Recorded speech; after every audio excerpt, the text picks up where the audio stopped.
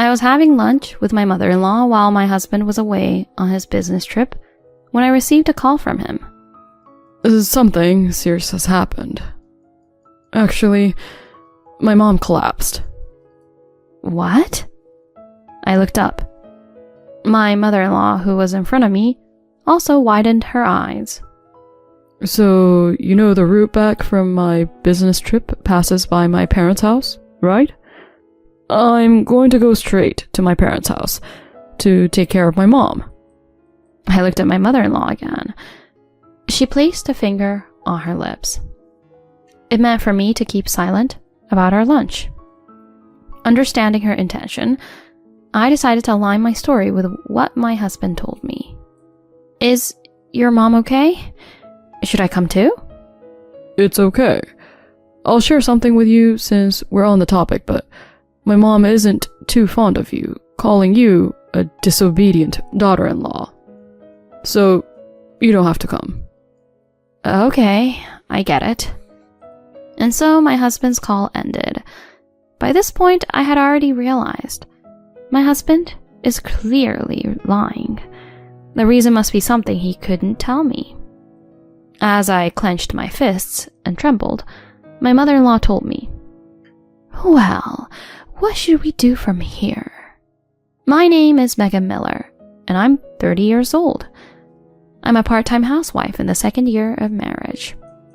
My job is freelance writing from home. I'm what you might call a writer. I specialize in writing travel-related articles, drawing on my experience working at a travel agency during my single days. I met my husband, Ryan Miller, through a college friend named Kirk. Kirk introduced us, and later he also introduced me to one of Ryan's colleagues. Ryan worked in a typical position at a small to medium-sized company, and other than his somewhat handsome appearance, he was a rather ordinary person. We dated without any issues for about 2 years. And then I was proposed to on my birthday, and I joyfully accepted. We visited my parents to give our greetings and seek their permission for the marriage. The next step was going to Ryan's parents' house. His parents had already divorced, and his father had moved overseas, so only his mother remained at their family home. I had heard that Ryan's mother was a self-made businesswoman who had started her own company, so I was initially excited and nervous about meeting her. "Nice to meet you. I'm Megan, and I've been working with Ryan." Upon my introduction, my mother-in-law exclaimed, "I've been looking forward to meeting you. Please come in, come in." She had a youthful and straightforward aura with her short haircut. I nervously took a seat next to Ryan.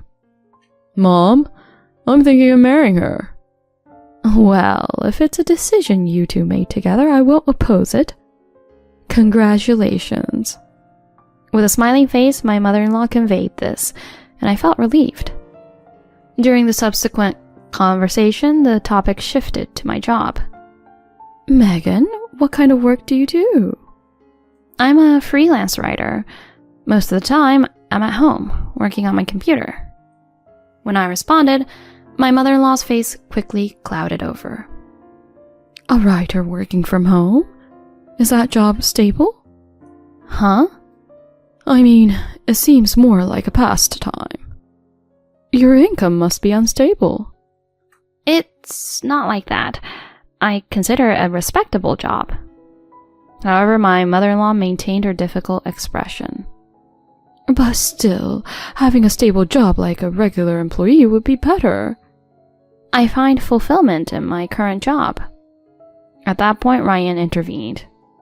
"Well, how about we leave it at that for now?" The tension eased momentarily, but my mother-in-law kept her brows furrowed. While my mother-in-law didn't oppose our marriage, she didn't show understanding toward my job. Nevertheless, our new home and my in-laws' place were about 2 hours apart. I thought we would have minimal interaction with my mother-in-law in our daily lives, so we went ahead and got married. The wedding went well. Even Kirk, who played a crucial role in our meeting, gave a speech and praised us. And so, life with Ryan began. In the first year of marriage, he also helped with household chores, and I think it was a happy, newlywed life. However, around the second year of marriage, Ryan started claiming that work was getting busier, and he began coming home late. Nevertheless, without any suspicion, I supported him during his busy times. While I occasionally encounter my mother-in-law, she consistently advised, "Get a stable job as a regular employee, or get some qualifications." Feeling tired of my mother-in-law's repeated comments, one day I confided in Ryan. "Ryan, I'm not fond of your mother. She's critical of my work and—" "Well, my mom is quite old-fashioned.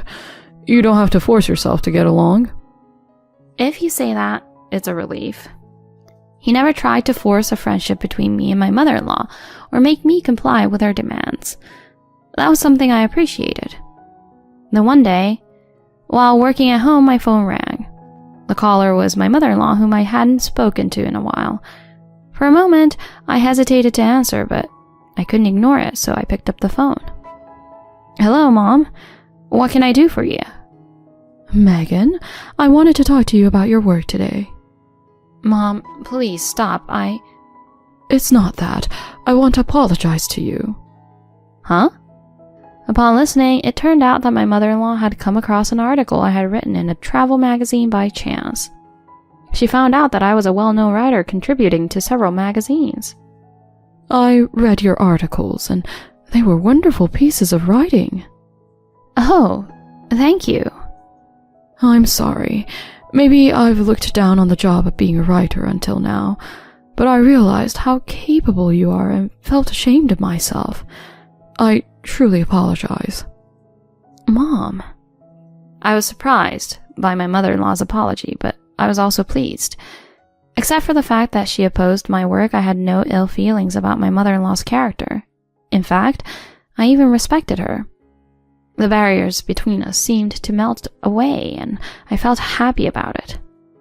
"So, it's not exactly an apology, but I'll be heading your way soon. How about letting me treat you to lunch?" "Huh? Lunch?" If you don't want to, feel free to decline. But I'd also like to hear more about your work." "No, Mom. I'd be delighted. Please, let me join you." And so 3 days later, my mother-in-law and I arranged to have lunch at a restaurant in my town. I wanted to share this with Ryan, but he was still busy with work and had to leave for a business trip the next morning. I wonder how Ryan would react if he knew I was having a friendly lunch with his mother while he's away on a business trip. I'm sure he'd be happy. During that time, I was casually thinking about things like that. On the day of the lunch with my mother-in-law, I dressed up since we were meeting at a high-end restaurant. "Megan, over here." My mother-in-law waved and apologized to me again with a smile. "I'm sorry for saying various things about your work." "It's okay, Mom. Let's enjoy today together." "I'm glad you say that. Eat anything you like." As expected of a female president, let's indulge in something I don't usually eat. "Well, Megan, you're such a fun person." My mother-in-law and I exchanged smiles and headed to the restaurant. While having lunch and talking with my mother-in-law, I began to see her positive qualities that I hadn't noticed before. I developed a sense of respect for my strong yet kind mother-in-law. After my mother-in-law shared her divorce story, she said, "When I got divorced, having a job saved me. I realized the importance of money and work. The experience taught me how crucial it is for women to work." "Mom, is that why you recommended a regular job to me?" "Yes, I didn't want you to struggle even if something happened. But Megan, you're doing a splendid job." "I'm glad you understand. I'll work hard to become like you, Mom." In the next moment, my phone rang. It was Ryan. "Oh, it's Ryan. I wonder what's going on." "Ryan, you're on a business trip, right?" "Yes, I'll put it on speaker so that you can hear Mom too." I put the phone on speaker and placed it on the table as I answered the call. Then Ryan's voice could be heard. Megan? Hey, something serious happened. Aren't you on a business trip right now? Well, the trip went fine, but something difficult occurred. Actually, my mom collapsed. What? I looked up. My mother-in-law in front of me also widened her eyes. So, my return route from the business trip passes by my parents' house, you know? I plan to go home directly to take care of my mom. I looked at my mother-in-law again. She put her index finger to her lips. She seemed to be indicating to keep quiet about our relationship. Understanding her intention, I decided to align my story with Ryan's. Is your mom okay? Should I come too? No, it's fine. You don't get along with my mom, right? But... It's okay. I'll share something with you since we're on the topic, but my mom isn't too fond of you, calling you a disobedient daughter-in-law. So, no need to come. I understand. Alright, I'll hang up now. Ryan's call ended like this. By that time, I had already realized. He was clearly lying. The reason must be something he couldn't tell me. Could it be an affair? Tightening my fist, trembling, I was about to speak when my mother-in-law interrupted. So, Megan, what should we do now? Mom, this is probably what I think it is, isn't it? Unfortunately, seems like you're not wrong. There's likely another woman. But don't worry, Megan, I'm on your side. Empowered by my mother-in-law's strong words, I was ready to uncover the truth. Afterward, my mother-in-law and I devised a plan. First, I think it's a good idea to check with the company.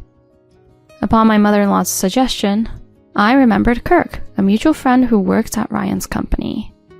When I messaged Kirk that I wanted to talk, he replied, I can meet you after work today. So my mother-in-law and I went to the designated pub together. Kirk was surprised that my mother-in-law was with me, but when we told him everything, he finally opened up.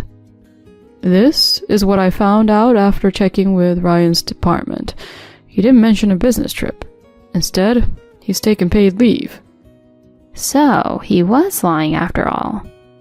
This is something I've been hesitating to tell you, Megan. Kirk looked back and forth at my mother-in-law and me. When my mother-in-law urged him to speak, Kirk seemed to have made up his mind. Actually, it seems Ryan's subordinate, Michelle, is quite close to him. She also took paid leave at the same time, this time. His subordinate? Oh, and there are pictures like this circulating around the company. Kirk showed me his smartphone. The photo displayed Ryan and a young woman walking in the hotel district. Thank you. May I have a copy of this photo? Of course. I'm sorry, Megan. I've been feeling responsible since I introduced him. That's why I couldn't bring myself to say it until now. Kirk, you're not to blame. By the way, do you know the address of that woman Ryan is involved with? I'm not sure, but there was a female colleague she was close to. I'll ask her for the address.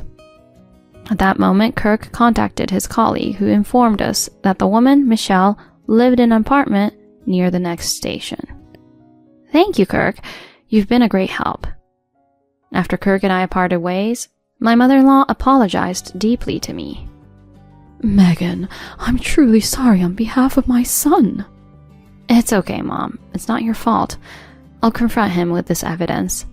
I'll make him take responsibility and the other woman too. Wait, Megan. With just this photo, he might deny anything beyond walking together. We need more solid evidence. Leave it to me. Saying that, my mother-in-law made a call to a nearby detective agency. Surprisingly, my mother-in-law was willing to spend money to obtain decisive evidence. The detective agency she contacted was well known for conducting thorough investigations. Megan, please ask him when he will be back. Sure. Let me send a message. Oh, I got a reply. I'll be back the day after tomorrow. Upon hearing this, my mother-in-law nodded at me. 2 days later, when I was at home, Ryan returned. I'm home. Welcome back. How is Mom doing? Oh, she has calmed down quite a bit. It seems I'll need to come back home more often from now on. It must be tough. She feels reassured when I'm around. Just as Ryan mentioned that, the door of the adjacent room slammed open. Who feels reassured with you around? Huh? Mom? Ryan was so surprised that his legs almost gave away. Approaching with my mother-in-law, the two of us leaned in together. Wait, what's going on? Why is Mom here? You were supposed to be on bad terms. Too bad, we reconciled. Megan and I were having lunch when she received a call saying I had collapsed, so I was surprised. That's... As Ryan's face turned pale, I told him, "What have you been doing for the past few days?" Ryan, still pale, remained silent. Thinking the truth wouldn't come out easily, I finally said, "The business trip was a lie, and you were on a cheating trip with Michelle, right?" What? Michelle who? I confronted Ryan with a snapshot from Kirk of them walking in the hotel district. Ryan, turning pale, predictably says something like this. This was just a coincidence. I happened to pass by instead of going to a drinking party. There's nothing between her and me. It's just a regular boss-subordinate relationship. Oh, really? Then what about this? I confronted him with another photo. In this one, Ryan was clearly leaving Michelle's house and kissing her at the doorstep. What is this? After cheating on me by pretending to go on a business trip, you lied to me and spent time at your affair partner's house, right? These photos were obtained by my mother hiring a detective agency. What? My mom did this? Seeing the unbelieving expression on Ryan's face, my mother-in-law suddenly slapped him. You idiot son. Doing something like this while having such a good wife? Have you forgotten the reason for my divorce from your father? It was because of his affair, right? You're just like him, going for the same disgraceful path. Mom, I once talked to you about inheriting my company, right? I'm canceling that. And not just that, I'm cutting off our relationship. Be prepared for that. This can't be. Seemingly realizing there was no escape, Ryan slumped beside me. Megan, this was just a momentary lapse. Please forgive me. I'll be a better husband from now on. At that moment, I cut him off with a stern voice. Don't be ridiculous. Don't say pleasant things after lying and betraying me. We're getting a divorce. I'll be claiming a generous settlement for the infidelity damages. Unable to say anything more, Ryan, who was now whimpering, was driven out of the house by my mother-in-law. Later on, the divorce between Ryan and me was finalized. My mother-in-law, acting as my attorney, managed to secure a settlement higher than the market average. I also claimed a settlement from the affair partner. The incident led to the final breakup between Ryan and Michelle. Afterward, my mother-in-law generously provided me with a significant amount of money as compensation. My mother-in-law was unforgiving. Ryan's job seemed to be a result of his mother-in-law's connections, and she conveyed to the company's president to fire her son. Due to his involvement with a subordinate and disrupting the workplace atmosphere, Ryan was dismissed from the company. Ryan has saved up enough money to pay my alimony, and his mother-in-law gave up on him. He now lives in a rundown apartment and works day and night as a day laborer. Even knowing that, I have no sympathy whatsoever. I just think, serves him right. I, on the other hand, moved to a new place with the alimony money, and I continue to work as a writer as usual. My relationship with my mother-in-law is such that we address each other by our first names. We occasionally go on trips together, and there still seems to be a lot to learn from her. I will cherish my good relationship with my mother-in-law and continue to live life positively from now on.